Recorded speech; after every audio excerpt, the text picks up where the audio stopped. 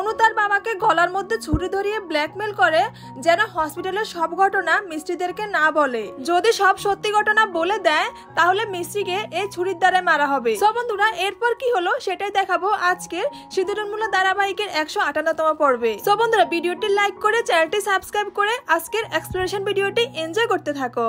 মিস্ত্রি যখন হসপিটালে সিসিটিভি ফুটেজের জন্য কথা বলতেছিল, ঠিক তখনই পিছন থেকে অনু সব শুনে ফেলে। আর তখন মনে মনে বলতে থাকে, এভাবেই হোক হসপিটালের ভিডিওটা সংগ্রহ করে আমাকে ডিলিট করতেই হবে। এরপর মিস্ত্রির বেঁধে রাখা দড়িতে অনু পা আটকে পড়ে যায়। তারপর মিস্ত্রি তাড়াতাড়ি করে গিয়ে অনুর হাত দুটো বেঁধে ফেলে। এরপর অনুর একটা গোপন চিঠি ওর হাত থেকে নিচে পড়ে যায়, আর সেটাই মিস্ত্রি তুলে ফেলে। এবং তোলার পরে সেটা যখন পড়তে যাবে, ঠিক তখনই দাদি এসে মিস্ত্রিকে ধাক্কা দেয়, আর ওই চিঠিটা আবারও নিচে পড়ে যায়। এতে করে মিস্ত্রি সেটা পড়তে পারে না। তারপর দাদি অনুকে মাটি থেকে তুলে এবং কি দড়িটা খুলে দেয়, আর মিস্ত্রিকে অনেক অপমান করে।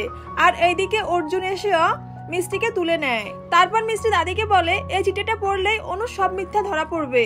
আর ঠিক সেই মুহূর্তেই দাদি ওই চিঠিটা মিস্ত্রির হাত থেকে নিয়ে নেয় এবং কি ছিঁড়ে ফেলে।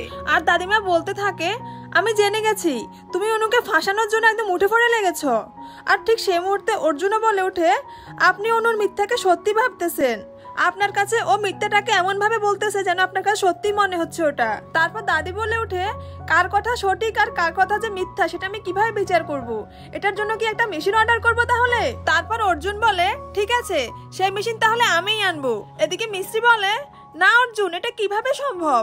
তারপর অর্জুন বলে, দাদি অনুকে অনেক ভালোবাসে, তাই বিশ্বাস করতে চায় না যে অনু কখনো মিথ্যা কথা বলতে পারে।